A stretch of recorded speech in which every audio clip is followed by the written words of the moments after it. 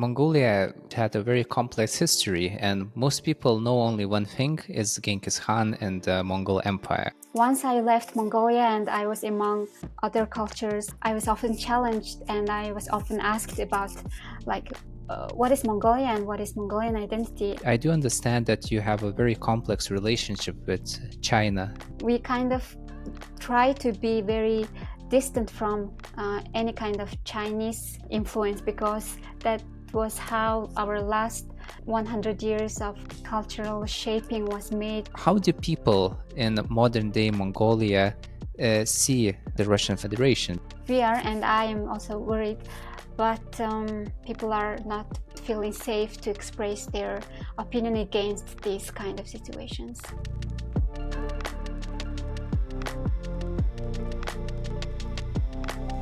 Good day, Dono. Good day, Paulius. How are you? I'm great, thank you. Thank you for spending some time to join the podcast and to enlighten us about Mongolia, its history, its language, and of course your research, about which we are going to talk quite soon. It's my pleasure to talk with you. Thank you very much. So for people that don't know who Dono is, maybe let's start by saying your full name. Yes, so actually in Mongolia we only use our first name. So my name is Dorjpagma, but my full name is Dorjpagma Batsaikhan. And my nickname is Dono. Everyone calls me Dono, so feel free to call any of them like Dono or Dorjpagma if you can. So Dorjpagma. Okay, very good, very good. And it's interesting that you only use your first name in Mongolia. Yeah. Is there a reason behind that? I'm not sure. It's only like we only use our last name when we are filling any kind of forms or applications, and otherwise we only go with our first names mostly. Yeah. Cool. So for people that might not know, Donna is a cultural anthropologist who has done some research regarding the national identity of Mongolia when she was interviewing immigrants. So she was curious to know what it means for different kind of people to be Mongolian in the current day of age. So please tell me a little bit about this research, Donna. How did you come up with this idea? And how did it go? Was it easy to do such a project? And what were some of your results? Okay, so I studied cultural anthropology in Eötvös Loránd University in Budapest in Hungary.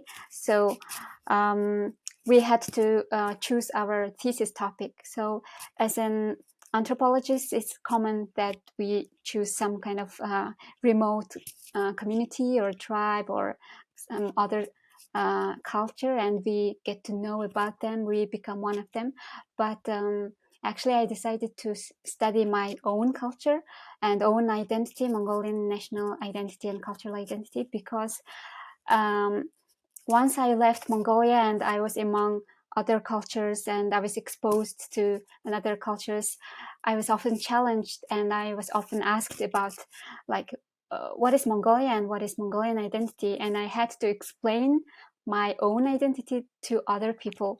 But that is when I realized that I actually know very little about my own culture and identity, because when we are in our own country and we are among the same people and same culture, we actually take everything for granted. We don't scrutinize about all the meaning or symbolic meanings, history, all the context. We don't know nothing about it, actually. So I realized I actually should academically study my culture, and I decided to interview with the Mongolians who are living in Hungary, and I decided to research how Mongolians living in Hungary are performing or expressing their own Mongolian identity while living in Hungary. So actually, in anthropological academic world, it's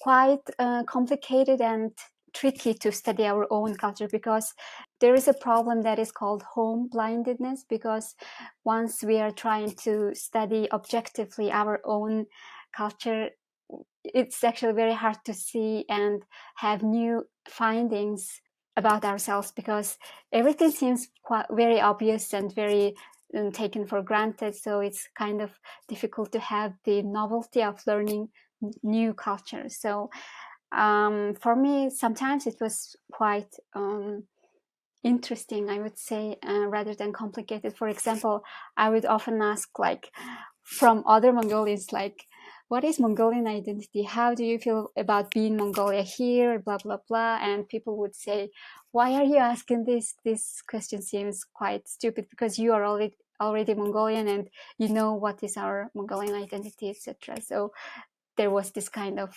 interesting experience. And about the result,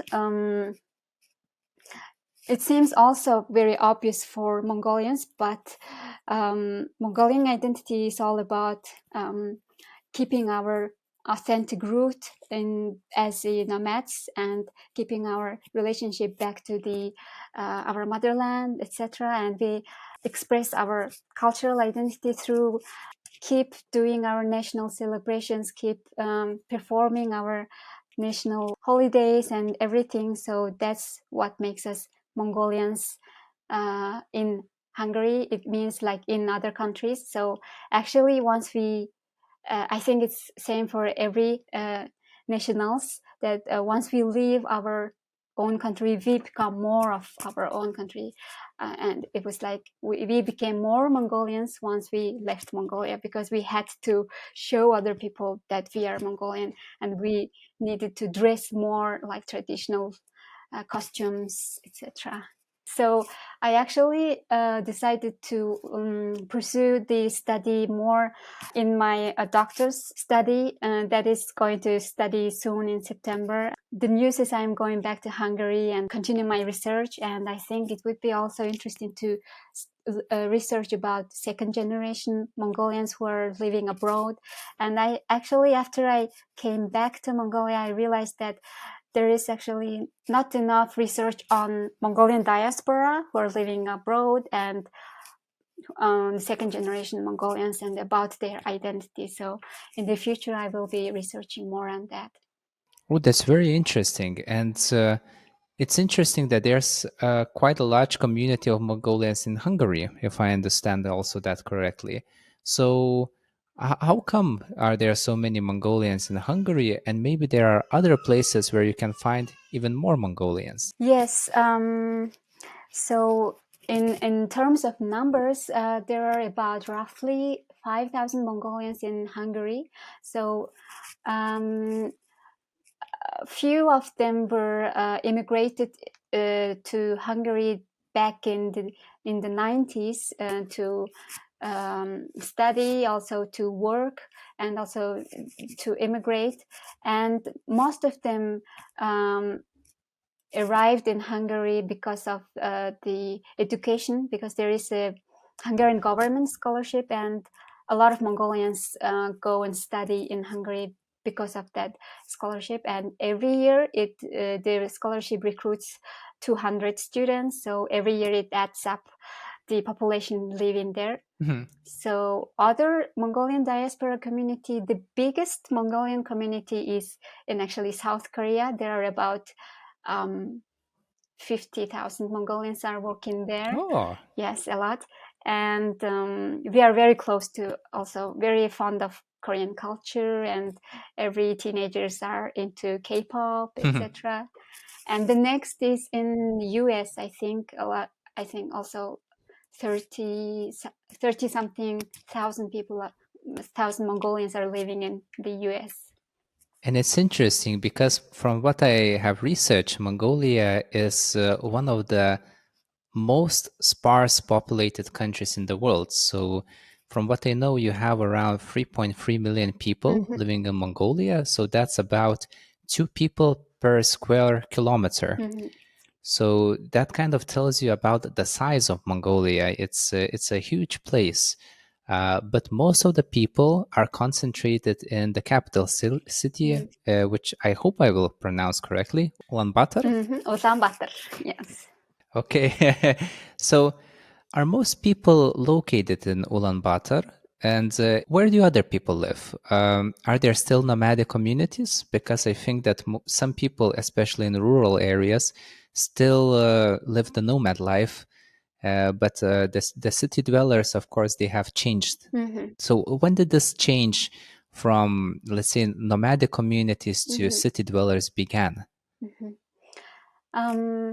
So one of the paradox in Mongolia is that, as you just said, we have very vast land, but there is very few population, and more than half of the population, which is like 1.7 million people, are concentrated in the capital city.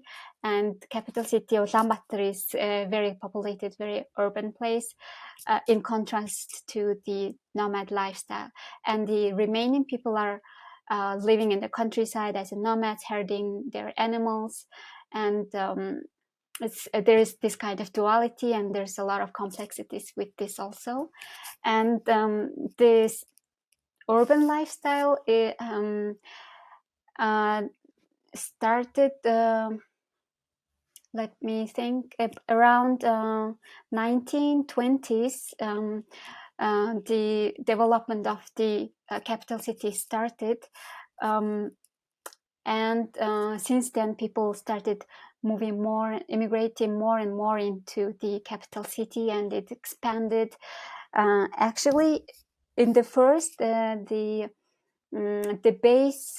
basic foundation of the Ulaanbaatar city was just the organized ger districts with the ger tents, but obviously it developed into more buildings, and now there are a lot of skyscrapers, and there are a lot of mixed cultural layers in this city.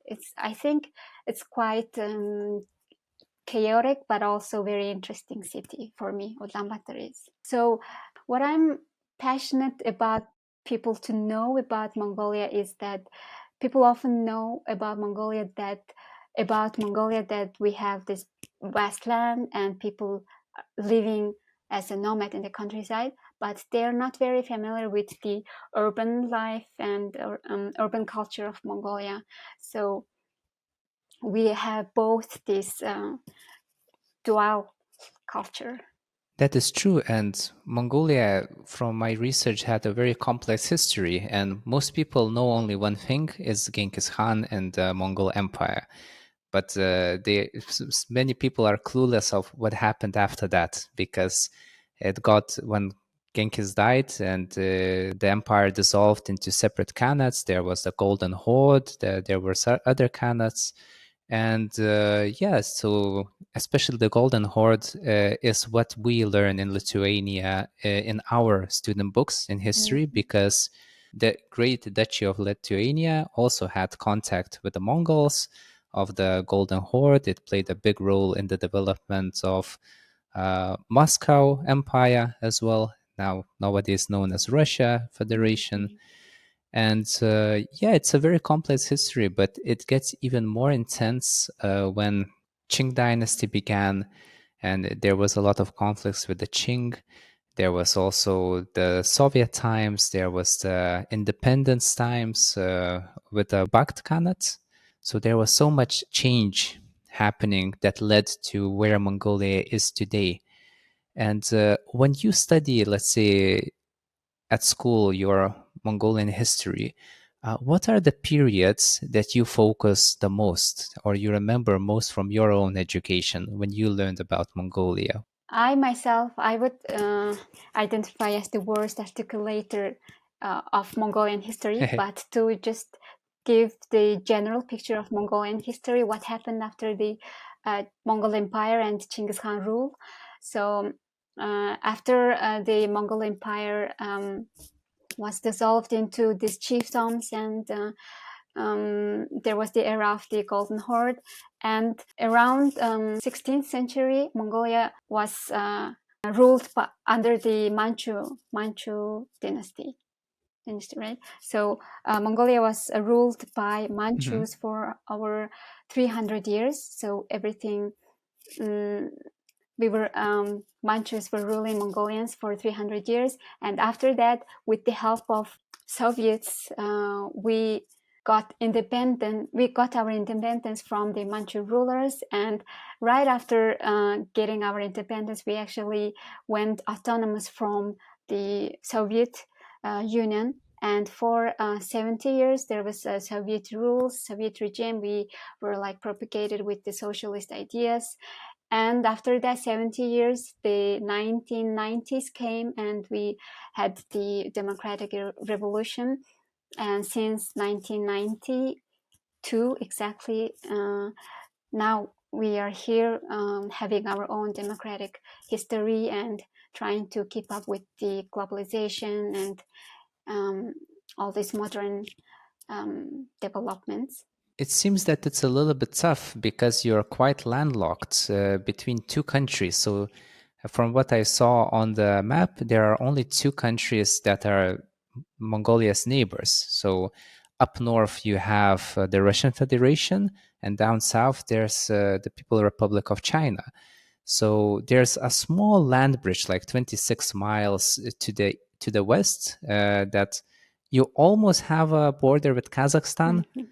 but I think it's still the land of area is still China, so to say. So I'm pretty sure that you have experienced quite a lot of difficulties in terms of developments because you have these two neighbors and also you don't have access to the sea. So so how much is modern day Mongolia dependent on their neighbors, on the Russian Federation and on People Republic of China? Mhm. Yes, geographically, Mongolia is in quite complicated location. Like in every international news, reporters define Mongolia as sandwiched between Russia and China, between these two big economies.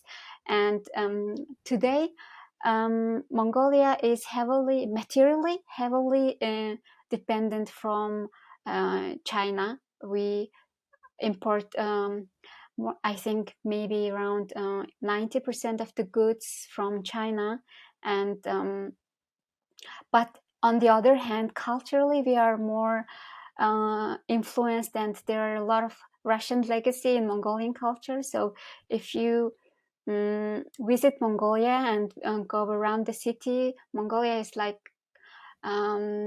the old buildings, and some streets are very much similar to old Soviet districts and old Soviet streets. So it's kind of like infused with the Russian old Soviet culture, but we are culturally very infused with a lot of different things. We kind of try to be very distant from any kind of Chinese influence, because that was how our last 100 years of cultural shaping was made with the Soviet propaganda. Because during that Soviet rule, everything was thought that China was bad influence, and there was this national identity program that thought that we need to be pure in terms of our blood, and everything bad and everything contaminating came from China. So we still have those kind of mindset that we think we try to be kind of culturally separate from China. But actually, if you look back into China, look into the history, there's a lot of like intermingling with the Chinese culture and everything all together. So we are culturally and with our mindset, we are kind of more leaning to the Western culture. But however, in the material world, we use a lot of things from China that are made in China. Probably that's also one of the reasons why in the early 20th century you have adopted the Cyrillic script. So many people might not know, but in Mongolia you had your own traditional script, which is actually written from top to bottom Mm-hmm. and from left to right. Mm-hmm. So it's mainly going something resembling, if some people have seen Chinese writing with the Chinese hieroglyphs. It's not hieroglyphs; it's an alphabet, Mongolian alphabet, but it's also written top to bottom, which looks very pretty. It's a very beautiful script. And from what I know, you have moved away from this script to the Cyrillic, probably during the Soviet times when Mongolia became a communist country. But I know that there are still some efforts to revive the old scripts. And I think Mongolian government has put in enough effort to revive it until 2025, if I'm correct. So there are efforts made to go back from Cyrillic to the traditional Mongol scripts. How do people see this? That the script had changed, they had to adapt to the new script, and now when they adapted, they have to go back to the old one. Yes. So when our language was adapted into Cyrillic alphabet, it was just phonetically adapted into the alphabets, but the whole language system and everything is in the traditional script. So as I read somewhere else from the article written by linguists, we need to actually keep our traditional script, because in order to develop our language, to adapt new words, because of the cultural evolution, etc., we need our old system of the language. But with our current Cyrillic language that are just phonetically adapted, we cannot, for example, create new words, etc. So that is kind of necessary. And you're right that government is trying to revive the use of our traditional script, traditional language, but I don't see any kind of real implementation or any kind of active steps that are trying to reinforce that, because it's only written in some kind of resolution and law, but I don't see any kind of active steps that are trying to reach that goal. But in terms of people's perception, people are quite agreeing and kind of supporting this goal. But it will take, I think it will take quite some time to make everyone relearn our own traditional language and use in our daily life. But I hope it will work, because that is our also essential part of our cultural identity. And actually, sometimes I like to do some kind of copying practice in traditional script, because if I don't practice it, I sometimes just forget it. I actually hardly read texts in traditional script, but I can't actually write it. If I want to just write any kind of text on my own, I still have to practice and relearn the grammar. I know that during the transition from Qing rule, because you have mentioned the Manchus, and many people don't know who were the Manchus, but basically Manchus started the Qing dynasty in China. So they were the successors of the previous generation, the previous dynasty, and they were the ones that later first conquered Inner Mongolia, and then also, I think, added the Outer Mongolia to the Qing Empire. And I do understand that you have a very complex relationship with China, just like as Lithuanians have a complex relationship with the Russian Federation, because our country was also added to the Russian Empire in 1795. So it was actually divided into three parts. The Lithuanian Polish Commonwealth, it was a huge commonwealth in Europe, in Central Europe, and part of it went to Austria, another part to Prussia, and another part to the Russian Empire. So we also lived under the Russian Empire for around 200 years. So for this reason, we have a very complicated, and then there was the Soviet era, so we didn't want to become a Soviet regime. We also declared independence in the middle 20th century, but then we were taken by the Soviets, then by the Nazis, then again by the Soviets, and only in 1990, just like Mongolia, we declared permanent independence that we have until now. So we saw the Russian Empire and the Soviet Union as oppressors, and we still see that until this day. But you saw it as liberators Mhm. because they helped you Yeah. to get rid of the Chinese rule. Mm. But probably in this day and age, if the country wants to be its own place culturally, you probably people would like to also distance themselves a little bit more from the Russian influence Mhm. because you have the Cyrillic alphabet, which Mhm. is, well, it's a Mongolic language. It's odd to have the Cyrillic there. Yes.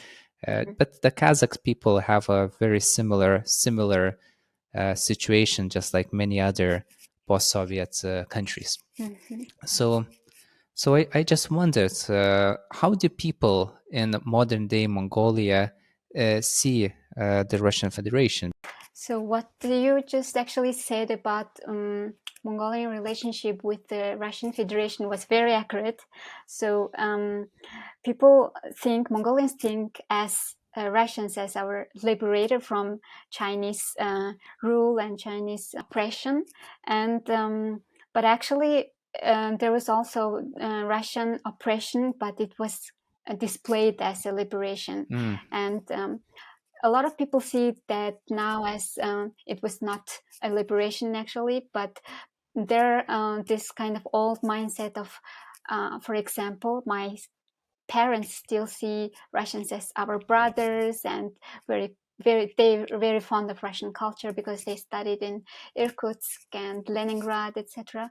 They have they learned Russian language when they were students. So there are this part of generations that are still feel very close and very patronized by Russians, but also there are, of course, there are people who are seeing what the current affairs of Russian politics and what's happening in the world. So they try to make people see that Russians are not very innocent as they seem to for Mongolians. So there are, of course, there are conflicts, and especially on Twitter. Actually, there are a lot of people like fighting and having quarrels on Twitter about, like, they hate, some of them hate Russians, and some of them like, no, we love Russians, and because Russians gave us all those, I don't know, buildings and factories, etc. So it is like this.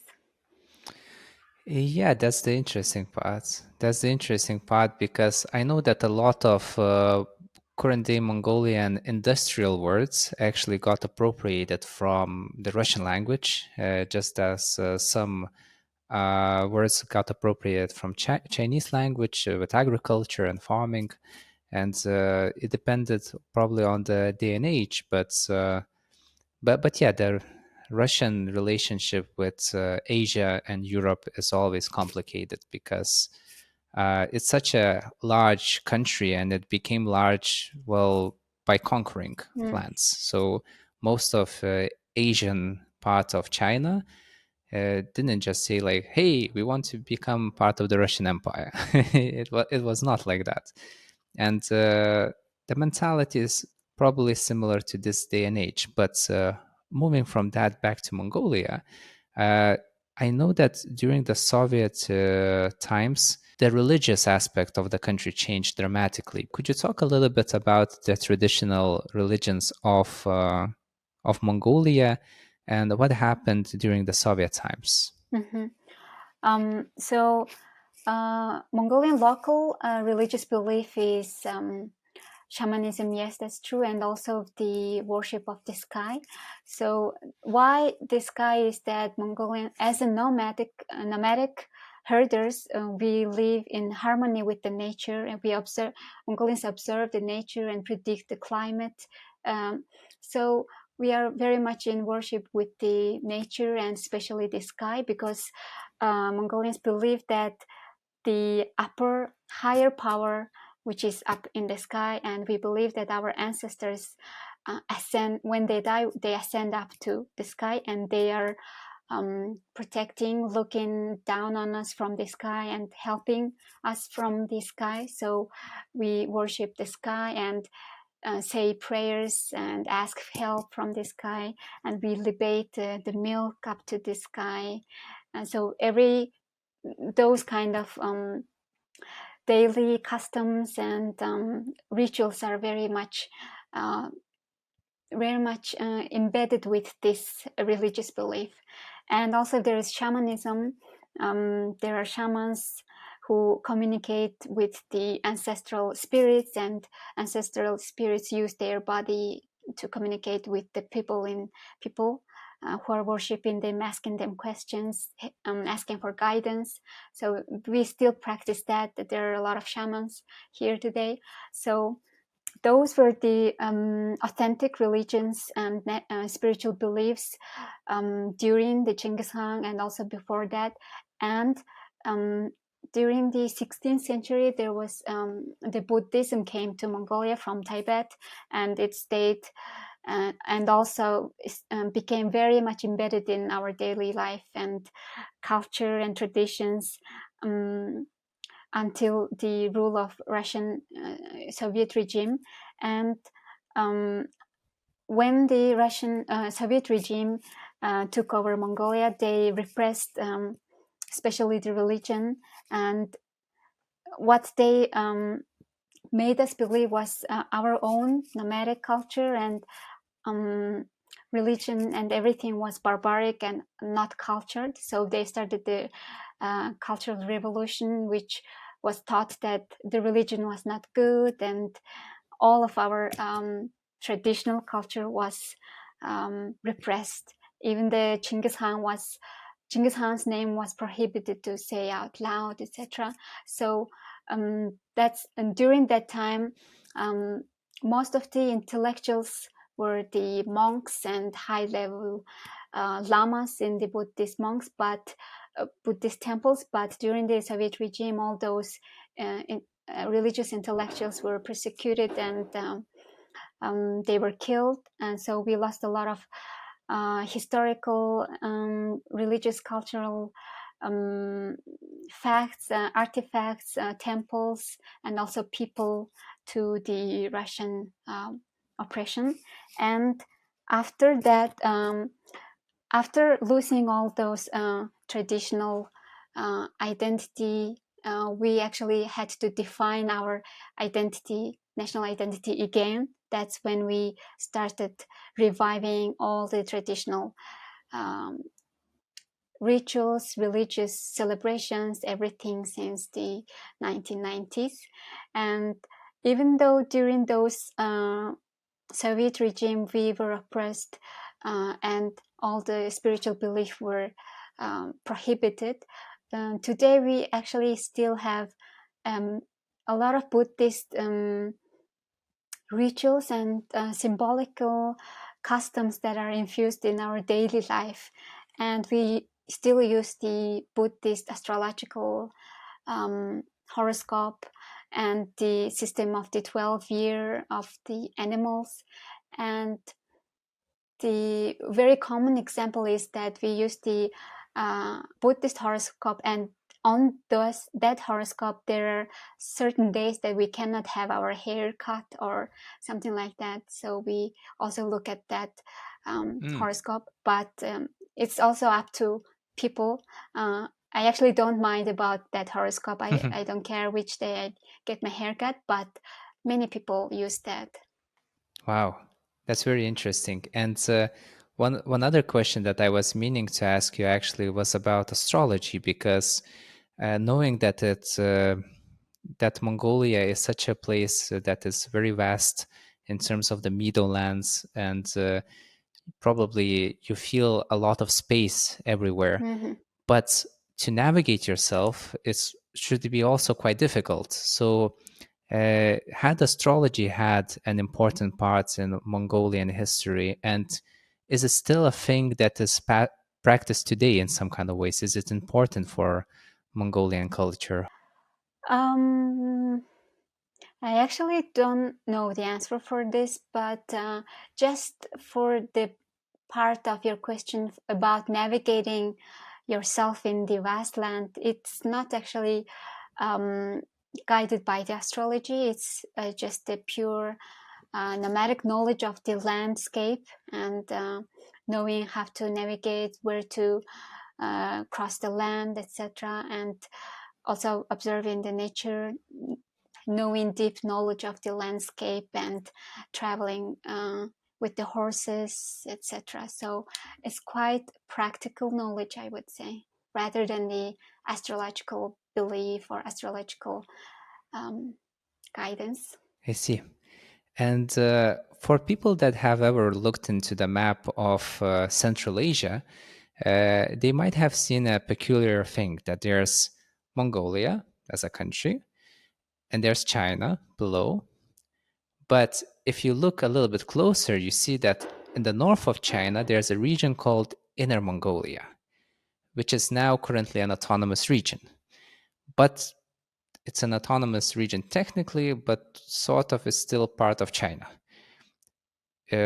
So it's a very interesting location, and I was just interested about how do people from Mongolia see Inner Mongolia, because I know that historically, when there was the civil war in China and when the nationals were fighting the communists, Inner Mongolia used the opportunity to seize independence, and they asked to become also appropriate back to Mongolia, the outer Mongolia. But because there was a pact with Stalin, that could not be done, because the land area should be, as it was written in the documents, they should preserve the status quo of Mongolia, meaning not just the independence but also the borders. So even though, from my understanding, the Mongolian people and Inner Mongolian people were wanted to become one parts of the same country, but it was prohibited by treaties and international law, so to say, of the time. But how do people nowadays see Inner Mongolia, and how do Inner Mongolians see the Mongolia that is outside of the Chinese influence? Is there a lot of connections happening with the people? Do they travel one to another? Are there families living, let's say, partly in Inner Mongolia, partly in Outer Mongolia, or has it more of the time just distanced from each other, and now it's kind of became like distant countries, not as south and, let's say, North Korea, but maybe the border got more thick, so to say. Mm-hmm. Yes, as we discussed about the history of Mongolia, as you said, yes, we wanted to be as one united Mongols with the Outer Mongolia and Inner Mongolia, but that didn't happen because of the political complexities of that time and that the treaties of the countries, and Inner Mongolia remained the autonomous region of China. Actually, Inner Mongolia is even bigger than the independent Mongolia, and it has, I think, around 10 million people, and it's quite bigger. Culturally, they are even more Mongolian than Outer Mongolia, because they actually use the Mongolian traditional script as the official language, but as any autonomous region would face, they also facing the cultural genocide from China, because a couple of years ago China prohibited learning Mongolian traditional language in the schools, so they are not the children are not being taught with the Mongolian language, etc. So they're facing all this kind of difficult problems and issues as a minority in a big country. And Inner Mongolians actually think as Outer Mongolia. Outer Mongolia is a mecca for Inner Mongolians, because we are independent and we are our own country. So as for Inner Mongolians, it's kind of their big dream or goal to settle in Outer Mongolia. So there are a lot of Inner Mongolian students here and studying. They're trying to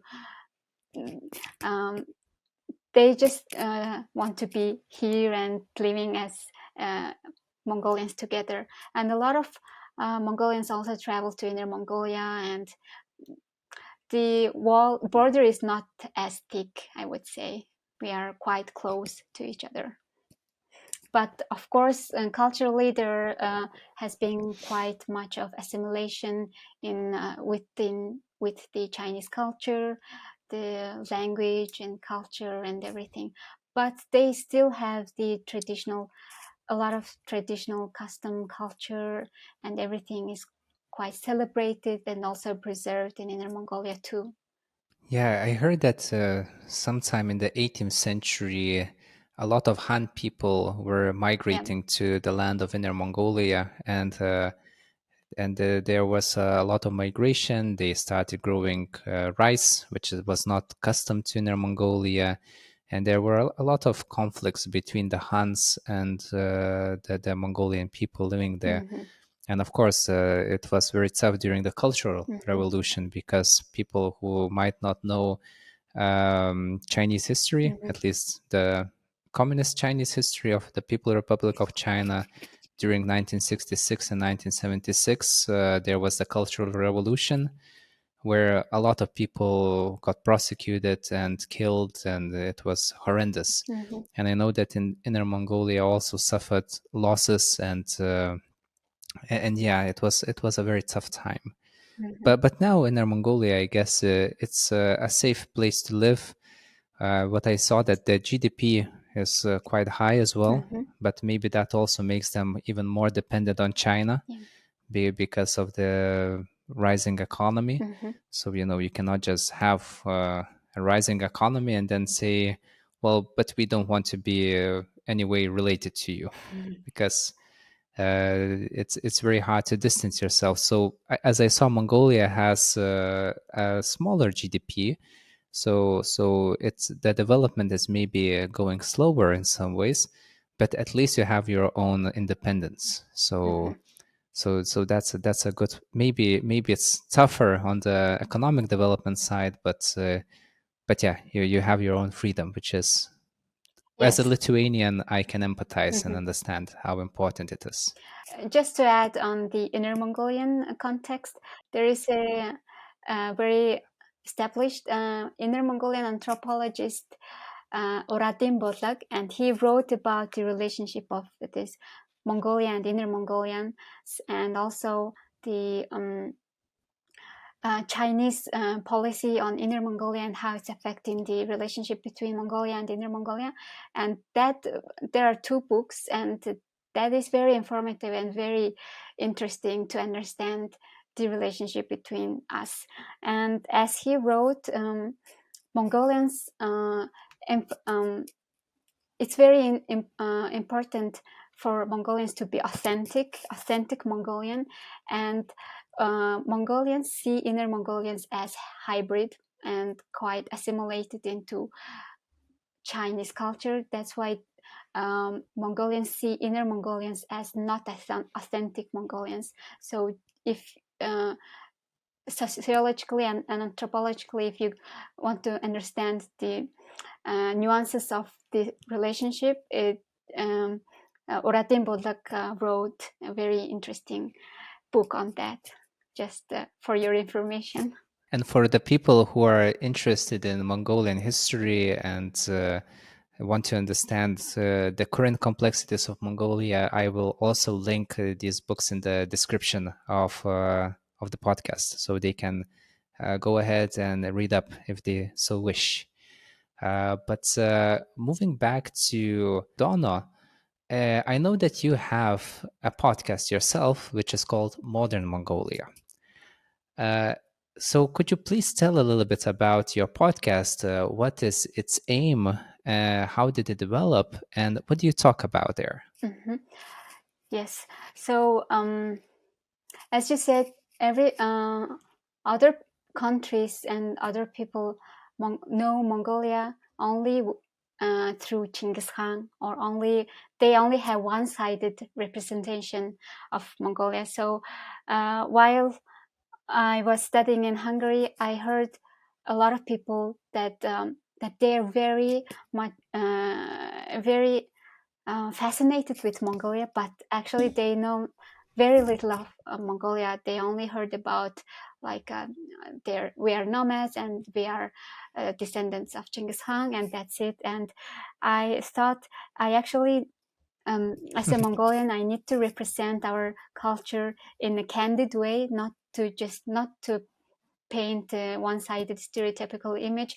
I wanted to talk about like a real reality of Mongolia, and I had the idea of talking to the expats and how were their imagination of Mongolia were conflicting with the reality of Mongolian culture and how it was different in real life.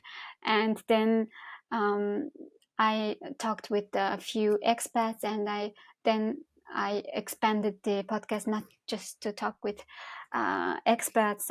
I created some episodes on just common topics that people don't know about Mongolia. So I talk about both the nice and colorful and romantic side of Mongolia, and also the difficult problems and complex issues and what are not good in Mongolia, problems, etc. So I try to paint the both black and both sides of the picture. So I just try to be candid and real about Mongolia. So that's why, so that the people can have information about Mongolia that is balanced and realistic. And you have mentioned that you are going back to do your doctorate thesis. Have you already thought about on which topic the doctorate will be? Yes, I will kind of continue my master's thesis on Mongolian identity, but on the second generation Mongolian diaspora who are not actually born in Mongolia, but they're living outside of Mongolia, but they have this identity conflicts as for immigrants. So I think I'm interested in that area, and I will be researching more on and interviewing with the second generation Mongolians who are born outside of Mongolia. And also, some people might not know that there's a lot, there's different ethnicities of Mongolian people. There's the Khalkha people, there's the Buryats, there's the Dorwod people, Buryat, if I'm pronouncing it correctly. And the Buryat people actually live up north in what is now the Russian Federation. So Buryatia got incorporated into the Russian Federation quite a while ago, and the Buryats have remained there. And do you have any connection with Buryat people? So majority of Mongolians are Khalkh Mongols, and I think maybe 95% of Mongolians are Khalkh, and so all other ethnic groups are living locally. And Buryats, I don't think we Mongolians feel kind of separate or see Buryats as culturally separate. We see them as Mongolians, and also there are Kazakhs in the Western Mongolia, but Kazakhs are quite distinctive because they have their own language and religion, but we don't. They're kind of like they're living in their own autonomous region, but we are not very intervening with their lives, etc. So there are no very severe conflicts or ethnic conflicts. So it's quite of peaceful coexisting. And recently, of course, due to the war affairs, a lot of Buryats are also immigrating and also passing through Mongolia, and they're trying to they're looking for helps from Mongolian brothers, and people are helping them as they are also Mongolians. And there, I would say the ethnic conflict is not a big issue in Mongolia. Yeah, because from what I have heard, a lot of recruits that were sent to the battlefronts were firstly taken from the ethnic minorities, and also Buryats. That's true. A lot of Buryats have been taken as, well, they did not have a choice basically, so they just had to go to fight the war. And probably even now there's a lot of Buryats in the front lines. And do these things worry you? And do these things worry Mongolian people that If there's a conflict happening in Western fronts, let's say there was a conflict in Georgia, there's now conflict in Ukraine. Do any people feel a little bit uncomfortable about the situation, thinking that it might start happening in the southeast parts of Russian Federation? Yes, we are, and I am also worried. But um, for me, I don't have a close relationship with the Buryats who are immigrating or fleeing from the war recruitment. But I have a Buryat friend who studies here, and her friends are fleeing. And I also talked with her on my podcast about her situation and also her friend's situation, trying to leave Russia and trying to also settle in Ulaanbaatar for a while, etc. So those kind of situations are quite serious. That is true, but I think people are quite not very willing to openly express their opinion because of the um, uh, Russian monitor of like it's quite difficult to openly fight back against this because politically it's Mongolia is quite dependent, I think, even though it's not visible on the outside. But of course, definitely there are a lot of Russian connections, and they're kind of pulling the um, strings behind the politics. So people are not very brave and not feeling safe to express their opinion against these kind of situations, because already there were some kind of people were arrested and put into the jail because they can also fight back and express their opinion. So even though we say we are a free country, democratic country, there are still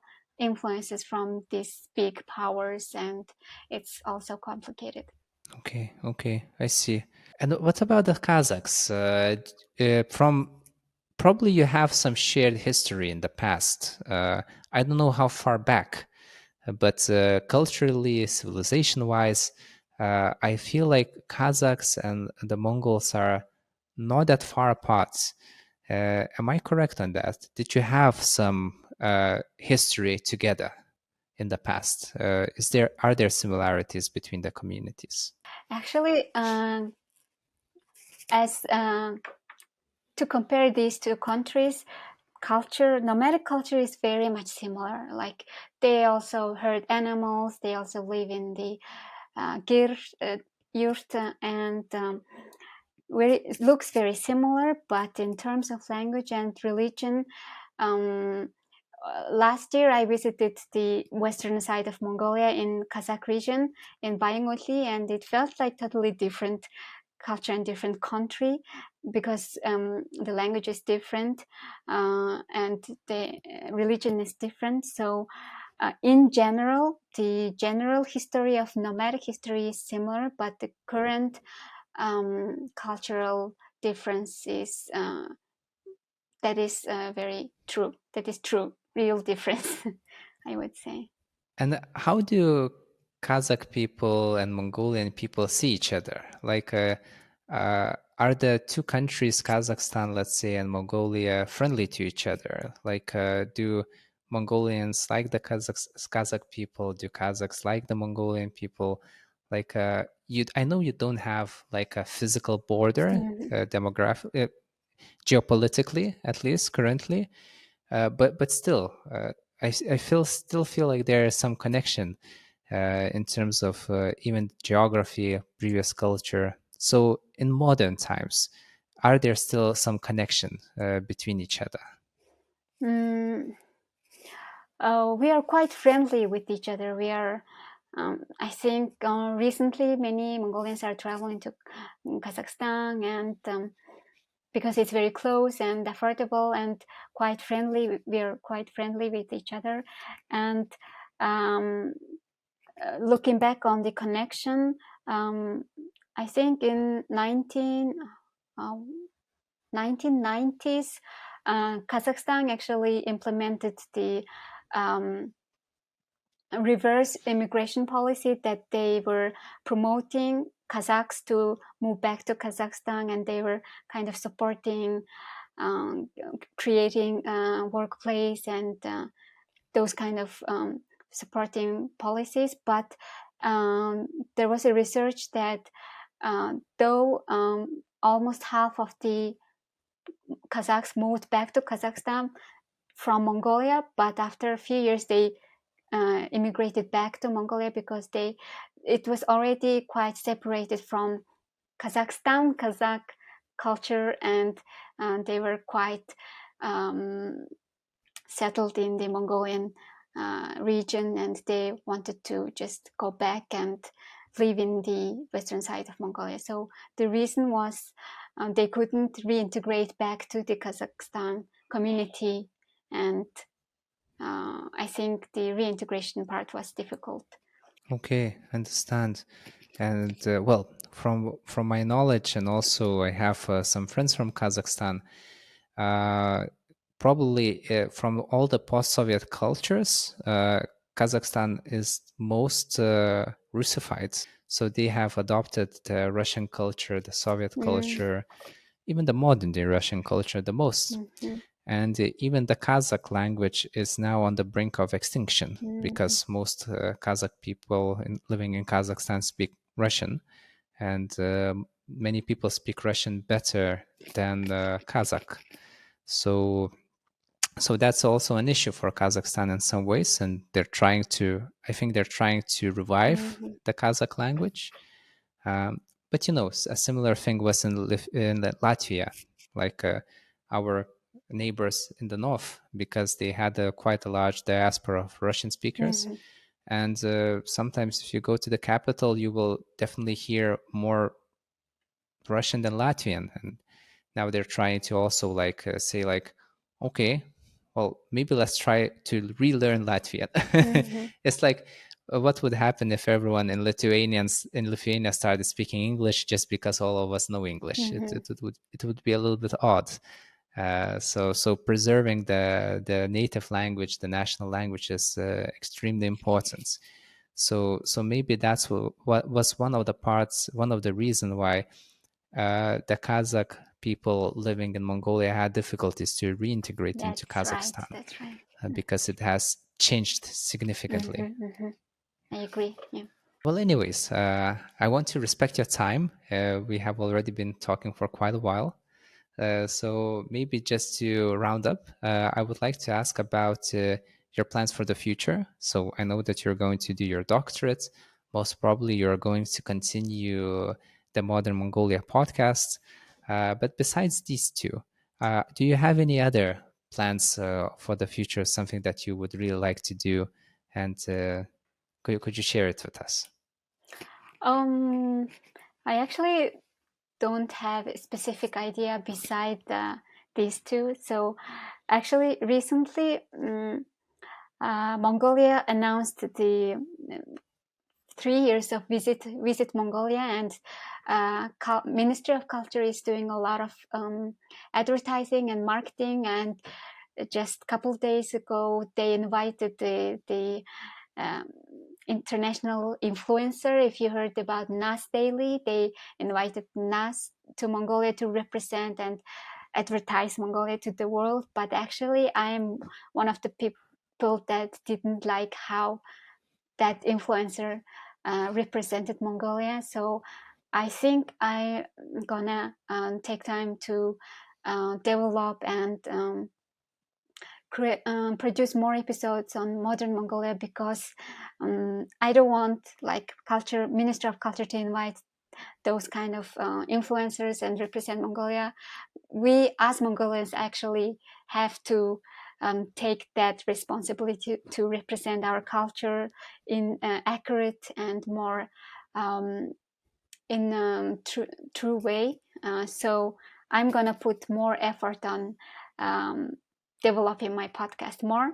But at the moment, I'm kind of having in the liminal space in terms of my home space, because I'm packing and trying to move and relocate. So after a while, I'm going to produce more consistent episodes. and gonna pursue my academic research.